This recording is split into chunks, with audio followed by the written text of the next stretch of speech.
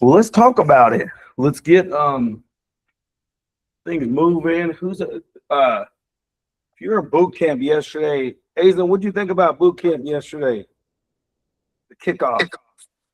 I loved it. I always get excited about these kind of accountability group sessions and all that kind of stuff. And I mean, it's just setting the pace for what's to expect and just being held accountable. Like I live for that. I really do. It's structure with teeth. Yes. Oh, Don, what'd you think about boot camp yesterday? I liked it. It was cool. Very, very cool. Very cool. Very, very motivated to hit the ground running. All right. So here's how I want us to we're in script practice and role play right now. We're talking about buyer conversations. Buyers right now are a heavy part of the population. Leases are a heavy part of the population. Like those are the things that are going to get us paid. So in the buyer world, what are you guys doing right now to go out and create buyers for your business? I mean, real closable buyers for your business. What are some things you're doing? What is working? What is not? Or what's a question you might have of something we can help you with in the realm of having conversations with buyers?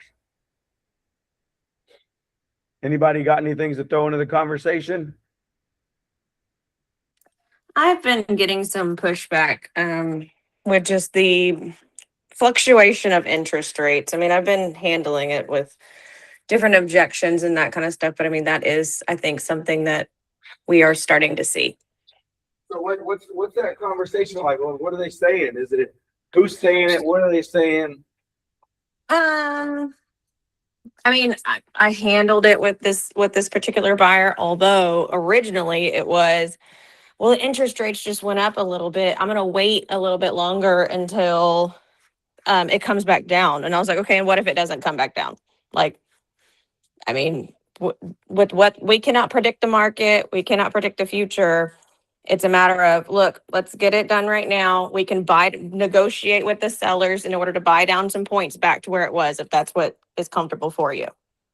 So, hey guys, if this is a common thing and this is part of the conversation, and so here's the biggest thing for me is consumer education. Guys, if look, I'm gonna take a picture of that from Sherry. Here's the deal. People are they're not educated. They don't know what the hell's going on. They read what's going on in the news. They listen to their uncle or something like that, right? And he says, oh, it's not a good time to buy because the interest rates are high. All these different things, right? And I'll tell you, the greatest way to work through this conversation is a few like pointed questions. Okay. So, Aislinn, ready? We're going to work through it with you, right? So you're the buyer. I'm not an agent. I am the economist of choice. I am the economist of choice. I want you to start thinking about what the hell that means. So you're a buyer. I'm like, hey, you had reached out to me or we had a conversation about you getting ready to buy a house. And, let's go ahead and get this thing going. Let's get started. And then Aislinn, ready, go. Hit me with your objection. I think I just want to wait because the interest rates are going up again. Okay, interest rates are going up. So can I ask you, why are the interest rates going up a bad thing? That's going to make my payment be more per month is what my friend told me. Okay, so payments going up is not a good thing, right? For you? No, it makes it to where I can't afford the house I really want. Okay. So has anybody ever gone through historically the way real estate works? Like how time treats real estate? I mean, I've heard from my grandpa and then what social media tells me, but no one's really sat me down and explained it. Well, let's talk about it. When your grandpa bought a house, have you ever asked him what was the price of the house when you bought it? $30,000. $30,000, right? Okay, so has the price ever gone back down to $30,000? I wish. No, it doesn't, right? So and historically speaking, I'm going to tell you right now, in the city of Houston, the prices have raised 37% since 2019.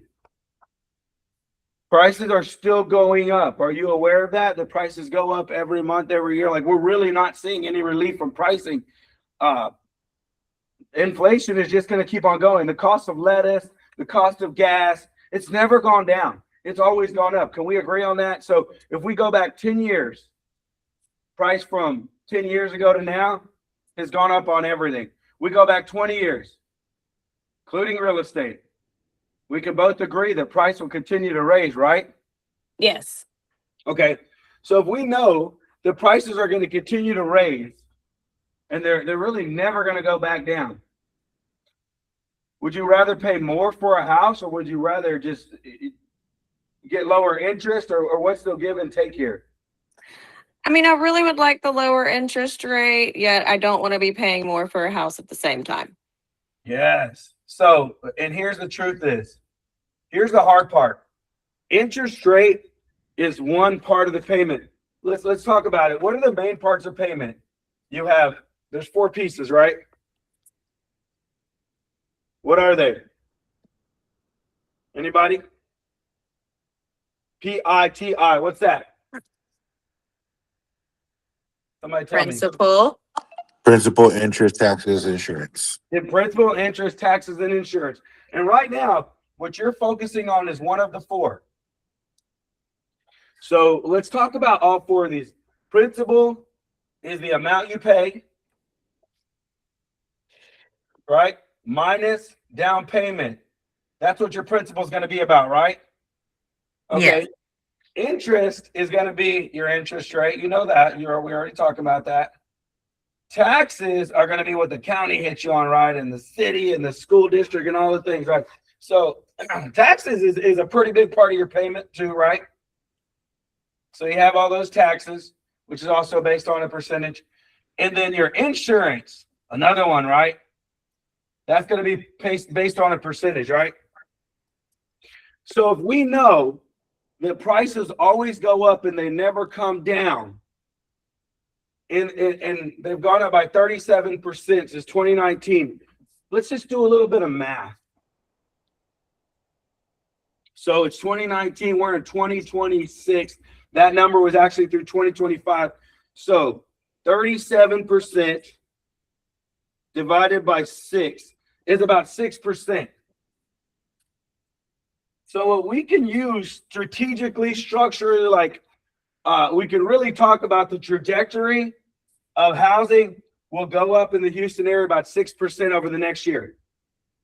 So that price going up at that 6%, here's the deal. The price going up of 6% is a 6% increase in your principal. It's a 6% increase in your taxes, and it's a 6% increase in your insurance, all going up over the next year. So let's just say effectively across the board, you're going to lose 6% of buying power in the next year. What do we say interest rates are? 6.5. Let's say 6.5, right? So what you're telling me is you're going to, and what do you want it to go down before it makes you happy? I mean, whenever I first talked to the lender, it was like 6.25. Okay, so you want to wait till it goes down to 6.25 before you jump in?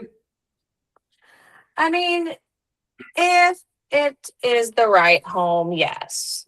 Okay, so let's just say if it gets down to 6, would you be like, hell yeah? I'd be interested in buying it. Yeah. Mm-hmm. Okay, if it got down to 5.5%, would you be like, it's time to go, babe? Absolutely. Okay, so let's say 5.5%. So what we're talking about is a 1% decrease, right? Yes. 1%. Okay, now the other 4 places that'll go up 6% a year, that's 0.5%, right? Every month. Yes. right? In 3 different levels. So let's just say this. Every 2 months, you're losing 1%, right? But Yes. really, you're losing 3%. Basically, you're losing 1% in your principal, right? Because you're gonna lose a percent. It's gonna go up a percent. You're losing 1% in taxes because it's going up, and you're losing 1% in your insurance because it's going up, right? So Yes. effectively, every 2 months, you're losing 1% of your buying power, and you're telling me you're waiting for it to drop down to 5.5% to save 1%. So you're willing to lose in 3 other places and hurt yourself financially in order to pick up in this one place, is what it sounds like, right? Yes. Does that sound like good math? No. Sounds like really bad math. Right? So let's fix our math. Let's fix the way we look at things. Okay, now I'm gonna hit you with a few other things as well. Here's a few other things to think about.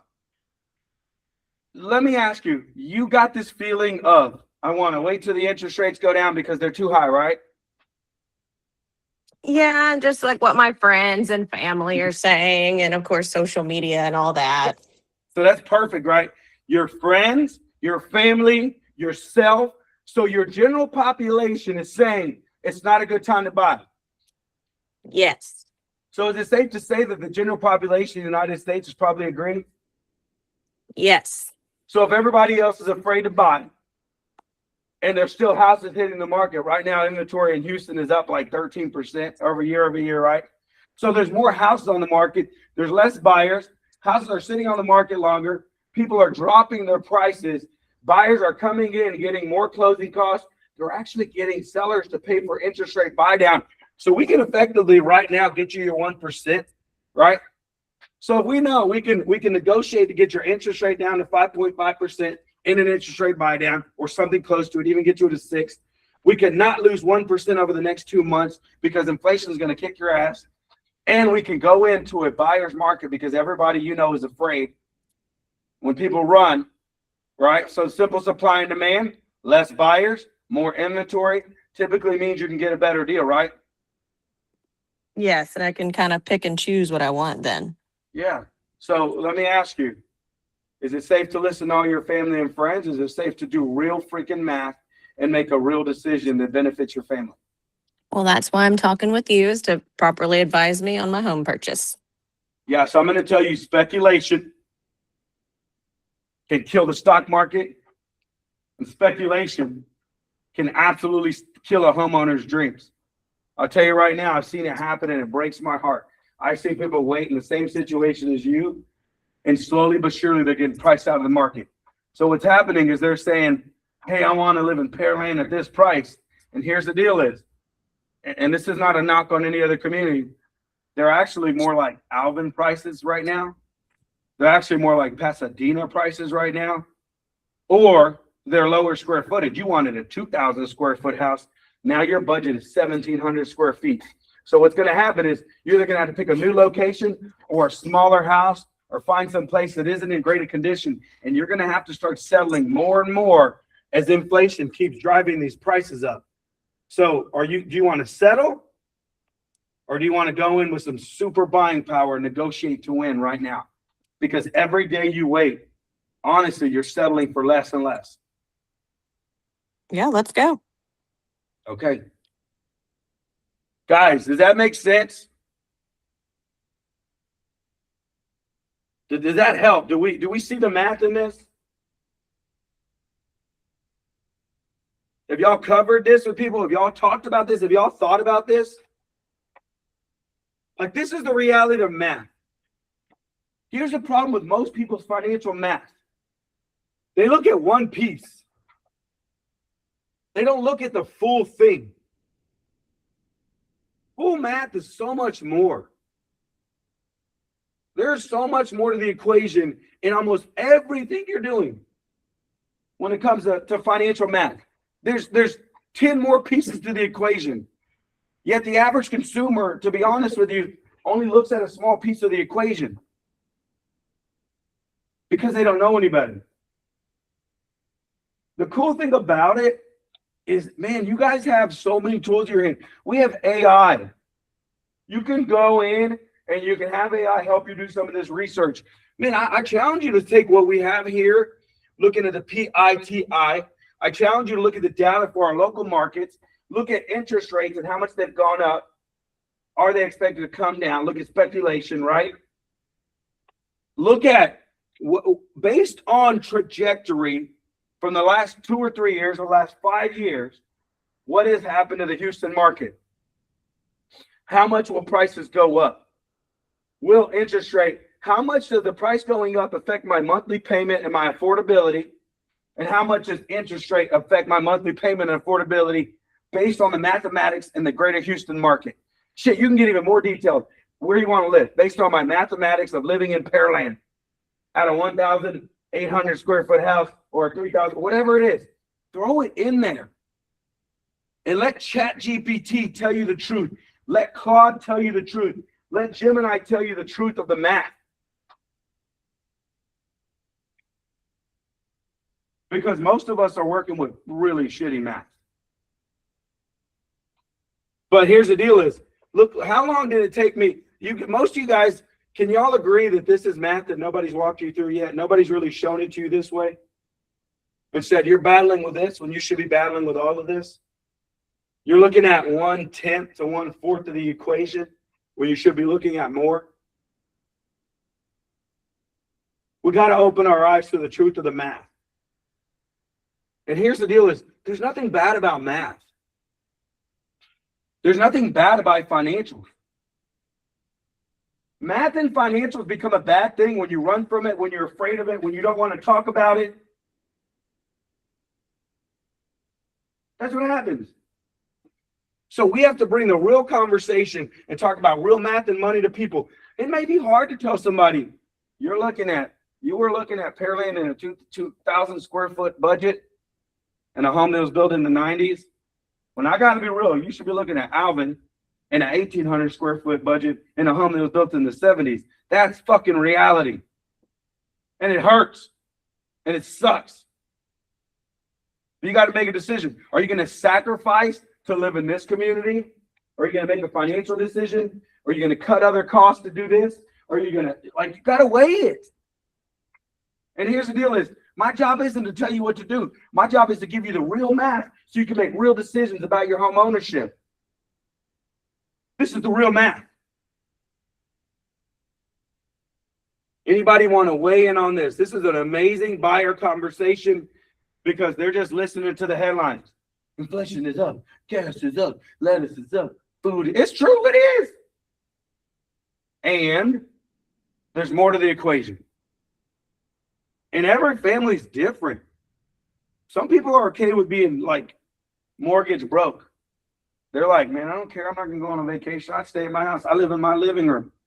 I don't spend my money on clothes. I don't spend my money on cars. I just want to live in my house. Other people are like, no, I like to eat out. I like clothes. I like this. I like all this stuff. So, man, no, I don't want to be mortgage broke. Who is your client? Are you taking enough time to figure that out? Because it may be they're okay with that. They're like, I want to buy this house with the pool, and we're not going on vacation for the next 5 years. We're going to swim our ass off at home. That's our vacation. And they did. They're like, oh, hell no, I don't want a pool. I don't want to maintain that stuff. I want to go on 2 vacations a year. I'd rather go experience shit. Everybody's different. Are we willing to sit down and take the time to go through the math? Are we willing to sit down and take the time to find out who these people are? Put everything in front of them. And just know this, the heart wants what the heart wants. They could absolutely be like, fuck it, let's spend the top of the budget. I don't give a shit. Even though it financially doesn't make sense for them. That's human nature. And that's when I say, it's one of my favorite scripts. Look, I don't think this is smart financially for your family, but if you're going to jump out of a helicopter or a plane, I want to be your parachute. I'm going to roll with you. I've given you everything I'm supposed to. I've educated you. I've given you all the data and the info so you can make the best decision for your family. Now you're going to make the best decision. Let me protect you on your descent or your journey to where we're going. Fair enough? Cool. I'm your ride or die. Let's go. Is this a good conversation? Does this help? I need some add to this. Talk to me, guys. Does this help? Is this something we need to work on?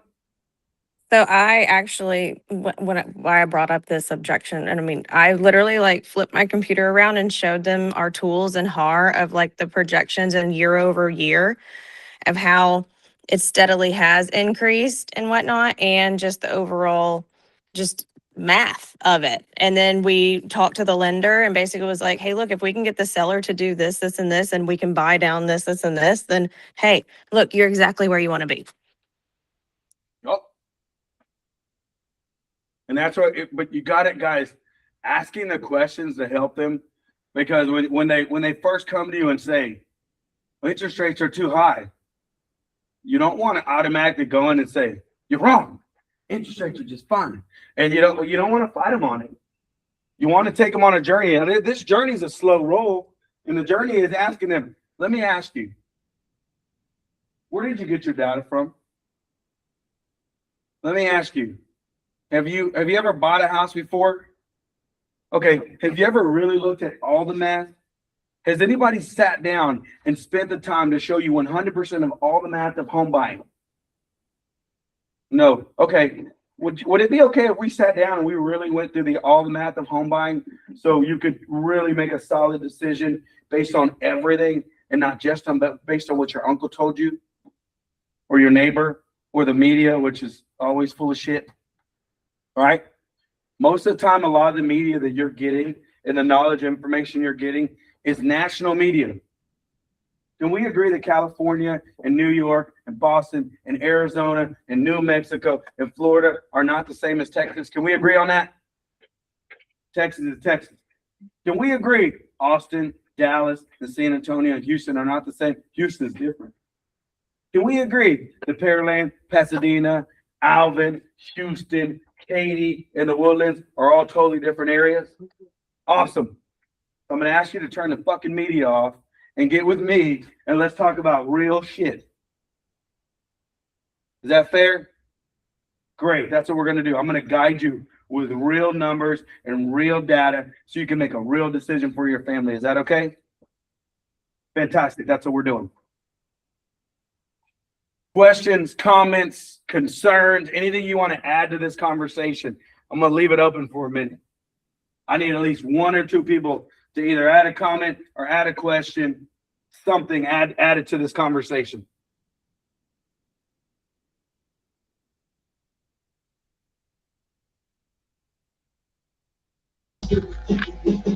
Una vez, por favor, en español. Quit, idiot. Stop. Let's go. Let's be real.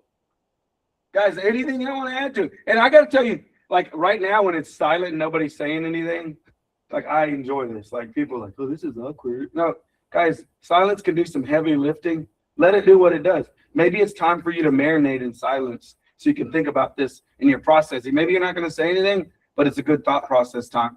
So we're gonna be quiet for a minute. Be quiet for a minute. Still, I'm waiting for two people to either ask a question about what we just went through, or give me some kind of comment or addition to this conversation. I'll let the silence do the heavy lifting. I got a question. How do you you were talking about getting the seller to buy down the rate? Can you go into more than that? Yeah. So, honestly, Chelsea sees a lot of contracts, right? I know how to do it. You guys, does anybody know what is the effective way to handle that conversation? So we're representing the buyer. We're going into contract. What's the effective way to talk about interest rate buy down? There's a couple different pieces. Seller credit, put towards buying down the rate. You need to know the amount. Yeah. So the very first thing is you want to get with your lender and ask the lender and say, hey, we've already gone through the application process. This is what you quoted us, the 6.25. Let me ask you, what's the point buy down system? They're gonna be like, oh, it's gonna take 2,000 for a quarter point.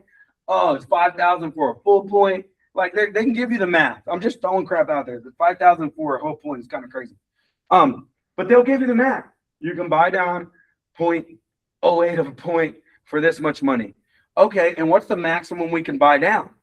Oh, well, within this loan, you can buy down a whole half a point. So, okay, well, what would it take the cost to buy that now whole half a point? $8,000. Awesome. So can we ask that in seller's concession to help pay down the $8,000 to get us from 6 1/4 to 5 3/4?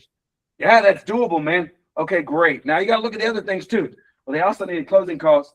So if that equals 1%, what's the max we can ask for the other things? And how much do you believe we're going to need in closing costs on this particular property? Get the lender involved in your negotiation and conversation process when it comes to this, especially, but every other time when it comes to interest rate buy down. Now, truly, when you're asking for those concessions, it's really none of the seller's business what you're using it for, but it can help the conversation, right? If you tell the other agent, say, hey, look, in order for this deal to really make sense for my buyer, for them to get excited and go through with it, if we did this much in concessions and we did this much in a way of interest rate buy down, also concessions, I believe we can get them down to 5 3/4, and I believe we can get their closing costs covered. I'm going to shoot this over and let your seller know that this number seems high, but it's really not. It's making this house affordable enough to make this deal work for my buyer. Makes sense? Awesome, listing agent. I appreciate you. Here's the offer. Can you please present that so we can get this deal done? Cool. Because a lot of times they're going to see it and be like, oh my God, you're asking for $13,000 concession. That's way too much. It's not. We're in that kind of market. Besides, you got any other offers? Good. What are you bitching about? I'm sending you an offer. You should be my best friend right now. Stop saying dumb shit. Don't say that to them, but I think most sellers would like to know how they can make it work. So if they understand what the concessions are for, then they're more apt to give the money. 100%. I would max out contributions to sell my Connie house right now. I'll be like, man, homie, I'll buy your insurance right now. Man, I'll clean the house myself for a month. What you need? Let's get this thing closed. So it's a great house. So, guys, yeah, there it is. Does that help, Marie? Does that make sense? Can't find me. It's all good. All right, one more question or addition to this conversation before we move on. Yeah, let silence do some heavy lifting.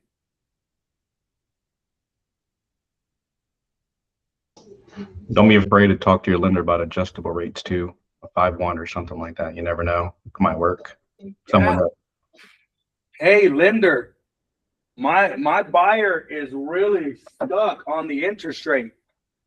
Is there a program where we could kind of help them get off of that?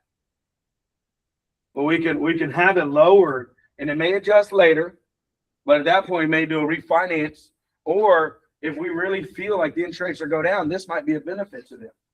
How do we play this game to help this person get in the best situation?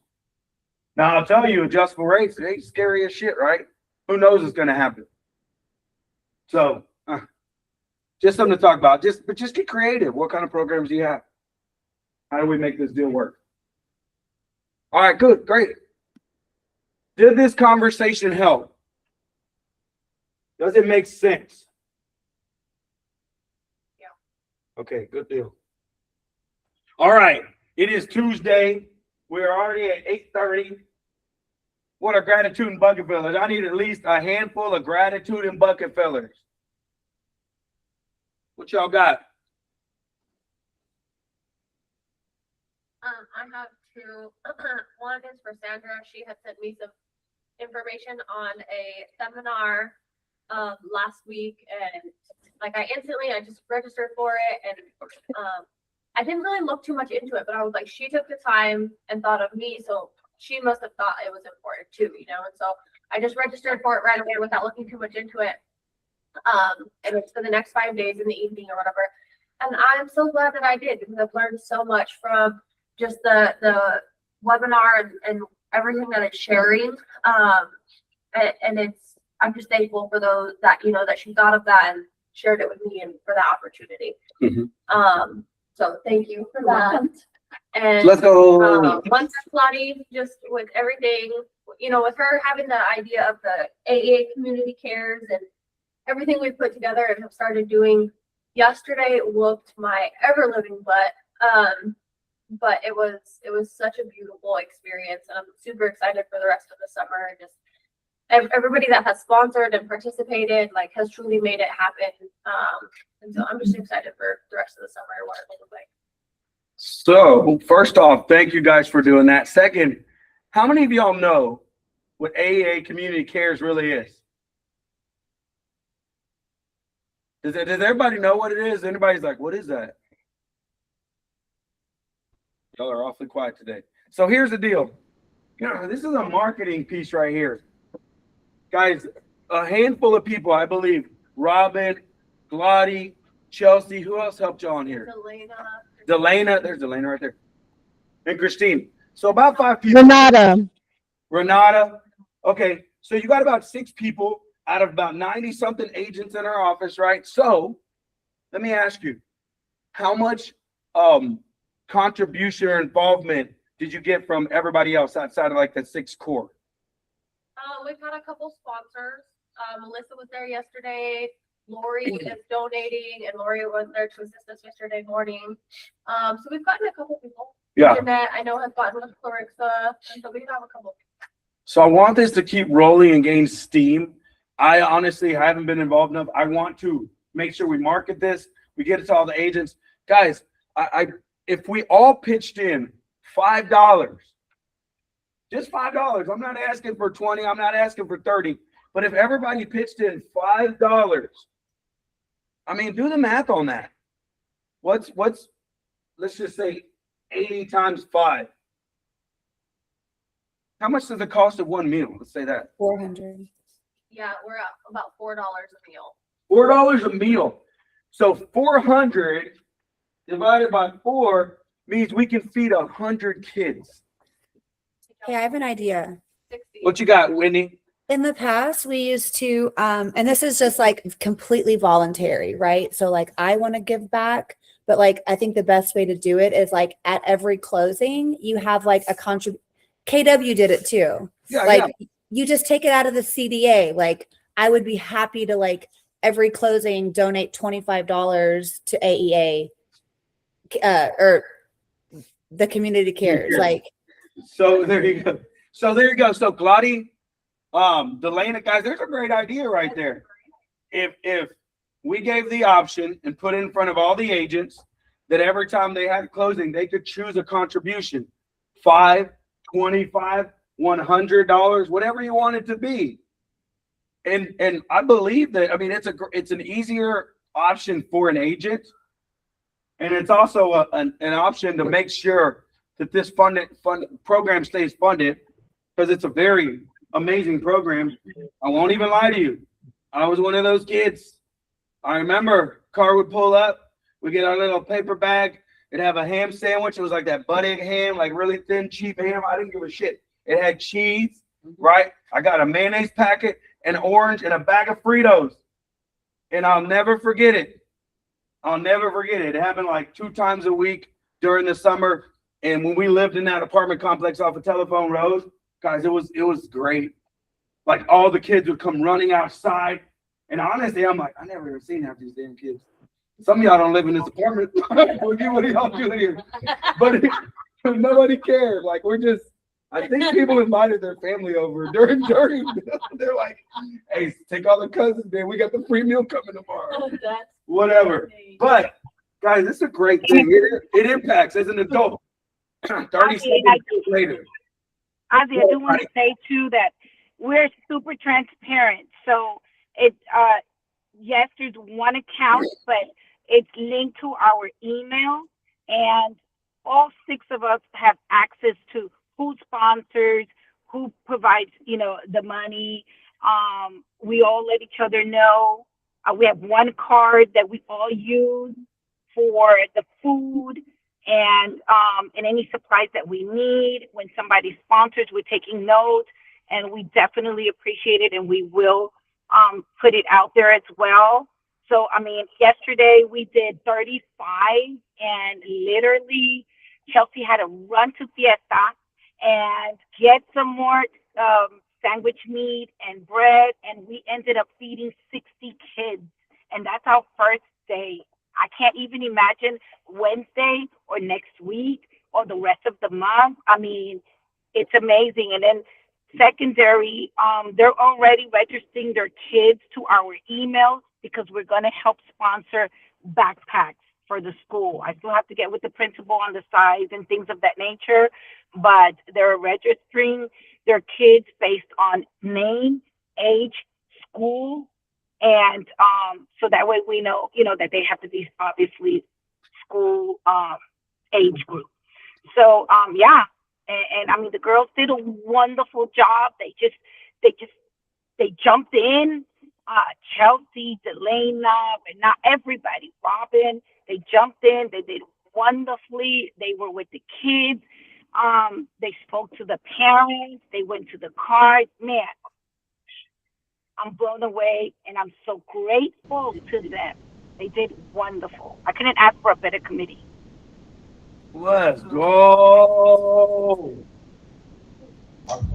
Claudia, make sure y'all convert that thing to a 501c3 at some point if y'all gonna really blow it up. Yes, so I looked into that at the very beginning, and it's not a nonprofit right now since it just began. So I'm keeping it a charity. Once it's a nonprofit, if it gets bigger and things get bigger, then we can do that. And then, of course, obviously at that time, people will want to write it off and things of that nature, but we're not there yet. Right now, it's a charity, and we don't specifically need that. But yes, God's will, it will get that big, and we'll be able to see many and do many things around Houston area. Let's go, guys. Get involved. I know I absolutely want to step up and be much more involved in that. So let me know how I can help you guys. Everybody else, like, who the key players are right now. You know who to reach out to, so we can all help out as much as we possibly can, whether it's financial, whether it's volunteering. And here's the deal, guys. There's levels of volunteering, right? It could be a financial contribution. It could be helping to plan and organize. It could be showing up on the day as and being a day of and being a hand. It could be getting the word out to bring in more sponsors or bring in more volunteers. There's so many different levels and ways you can help. It's not just, I don't have the money, so I can't do it. Or I don't have the time, I can't do it. No, you do. You have it some way or another. It's sweat equity. It's your marketability, whatever it is. I promise you, there's a way you can get involved, and I think it's a very great thing to contribute to. So let's all get involved as much as we possibly can. Thank you, guys. Thank y'all so much for the ones who put it on. Everybody, Claudia, Chelsea, Delana, Christine, Lori that helped out. Everybody that helped out. Thank you guys so much. Did I miss anybody? Who all really do you say were key contributors? Yeah, you say, Melissa, Renata. yeah, so Renata, Melissa, Christine, Delana, Robin, Lori. Like Delana brought her baby, Renata brought her baby, and then the school principal and everybody were out there too. There's a good one. Man, your kids, get your kids involved. They may live in a bubble in a school where they don't even know kids that have these type of problems. This is a family function event. Outreach. This is a family outreach. Your kids can come. Yesterday, Christopher is 17. I was going to make him come, but he couldn't wake up, and I wasn't going to struggle with it. But I said it from the beginning. You can bring your children, and as we continue to feed them, it teaches them so much. It gives them a foundation to care and love for others. My kids have been involved since they were little. So it will make a huge difference in their hearts, how they grow, how they see people. Obviously, as they get older, they'll make their own decisions. But at least if you provide that foundation, it makes a world of a difference inside someone's heart. Clarissa, where was this posted? Because I didn't even see it anywhere. It's not in the community care group chat on Google. I've seen it in a lot of different places. It's on Facebook, it's all over Google chat. Yes. So y'all had a whole group for just the AEA community care, and it wasn't posted in there. We posted it in the main chat all day yesterday. So a lot of stuff gets missed there, and that's probably why y'all didn't have as much participation. Well, no, the participation was great, and we even had sponsorship from a lot of the like Oscar contribute like 350, a lot of different lenders. Jennifer is also going to contribute. I mean, people contribute, builders, some of the builders. It was out there. It was on Facebook. I did a huge announcement. All the ladies did too. But yes, because we do get a lot of activity. Yeah. I saw a lot of marketing go out for it. I'm going to tell you right now, I'm guilty. This is what happens. We got so much stuff going on. Sometimes we just scroll by it and we don't even realize what it really is. That's why I want to make sure we stopped right now and we had this conversation to bring awareness to it. So here's the deal is, while we're here, this is a great communication space right here in our morning huddle. We got a lot of people on. Chelsea, I'll put you on the spot. When is the next event? What are the days? Where's the location? And how often is this thing going on? I already took a picture of this, so I'm gonna get rid of this. Sandra, can you come right so people can read this? Because my handwriting sucks. So this is every Monday and Wednesday for the rest of the summer, for all of June and all of July, every Monday and Wednesday from 11 a.m. to 1 a.m. at L.S. Smith Elementary in Pasadena. So 11 a.m.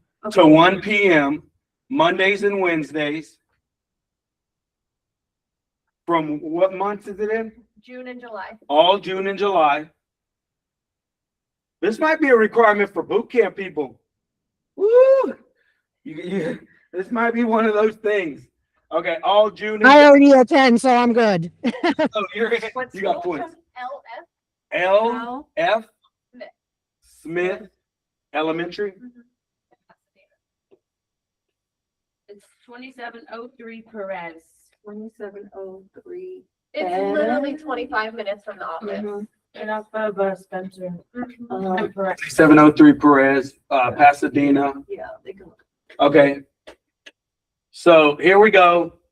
These are the facts. If you can take in the main chat and post a link to the community cares chat, if somebody wants to jump on that.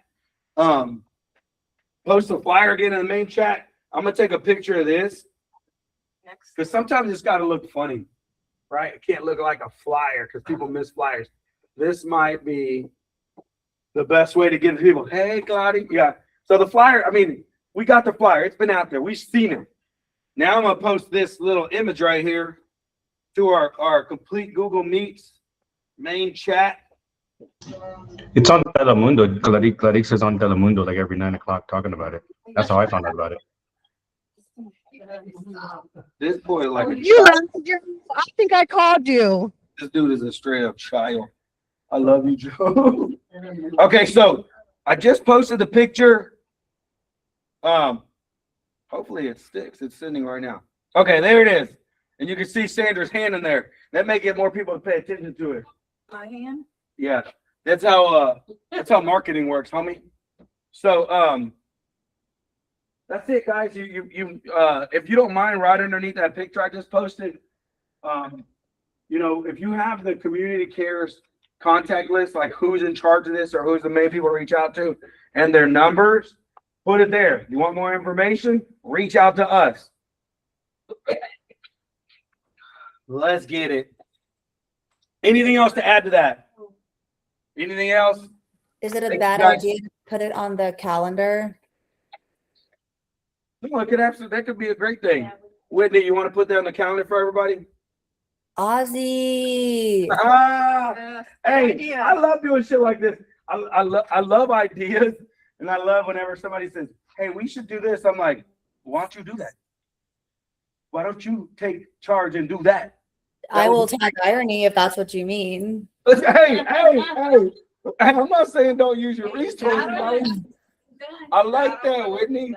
Use your resources. I'm not hating on that. Contribute any way you can. And if you can't this time, even next time, because we're going to continue doing plenty of other outreaches in different ways.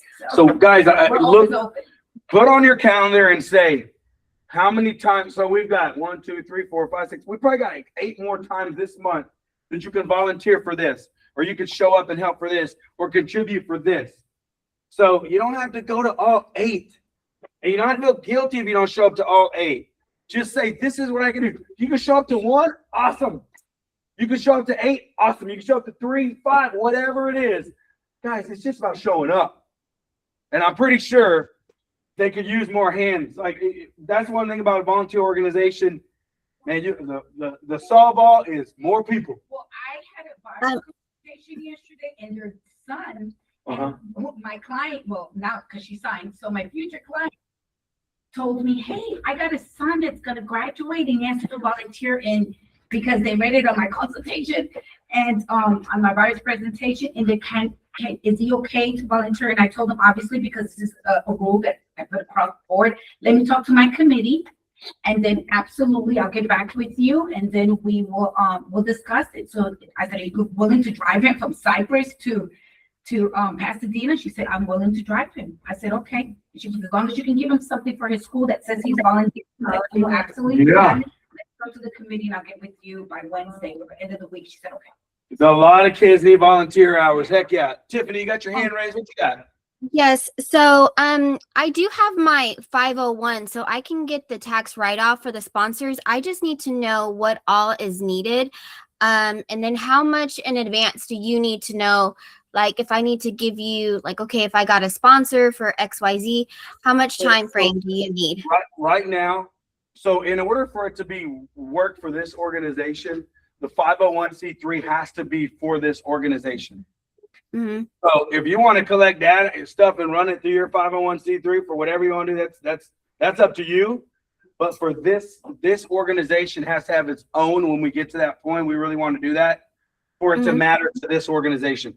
Because I've had many 501c3. We used to have AOT charity, the AOT care, all this stuff. We've had many 501c3s. It's entity specific. Right. No, I was just asking, like if I can get like a restaurant to sponsor or anything, like if I like how much time frame would I get with Glotty and Chelsea on that, Mm-hmm. or whoever's, they're probably the main two right now, and run it directly through them, and they'll let you know whatever it takes. But I mean, it's up to the minute. I'm pretty sure they don't, because it's ongoing. Almost any time between now and the end of summer is a good time to do it. And we've gone to different restaurants, and we're asking different, even Buc-ee's, Khalid's, all these other places. We're actually teaming up, and we're all going to ask them for sponsorship along with, other major companies. But right now we're going to keep it as a Ooh, okay, let me do that. I'm going to get Killers in Central Texas. I would love for you to deliver. I'm gonna get at least all the bread committed for the whole summer. So basically, like we're taking food and monetary donations, but like if it's food, obviously that's going to work for us right now because we're doing lunches. But if we get any kind of monetary donation, we can just keep on putting that in our fund and just build our bank for our future endeavors. Yes, and we also, on the back of our card, we have a QR code where anybody can sponsor from $1 to $100 or more, however they see fit, or bring in products to the office. Man, that sounds crazy. Tanya Gamble said she's got an uncrushable machine. The hell? I guess Immediately they need mustard and mayo packets. So if we can get mustard and mayo packets, that would be great.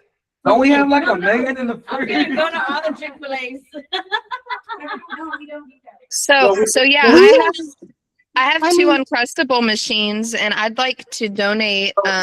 Put it on the community cares feed, because this is too much to manage right here. So if you have things to contribute, put it on that feed. So it has it's a great, because it's like it's Going direct. yeah, it goes directly to them, and they can go back and look through all this stuff and really organize it. But yeah, I love all this. This is great. The number one thing I really want to do is bring awareness to it and let people know how to use the communication channels on this thing. So, and the AEA Community Cares page is blowing up right now. I like that right now. So put it there, put all that information in there, and let's keep growing that conversation. So I'm in. I'm going to save this. I'm going to carve this out. We're going to be able to some things in the works that we're working on, and it's going to be global. I just know it. do it. All right. And if you have resources, go out and get it. Bring them in. Put it on that chat. Let Chelsea and Claudia and these guys know. Keep contributing. Keep growing. Again, guys, one more time, thank y'all so much for what you're doing. Everybody volunteers, everybody helped out. It's awesome, guys. You know, it may never build you a lick of business, but I'm telling you right now, it's going to fill your heart. And that's the game changer. Okay. That's it. So we rocked that. What time is it right now? It is 8:54.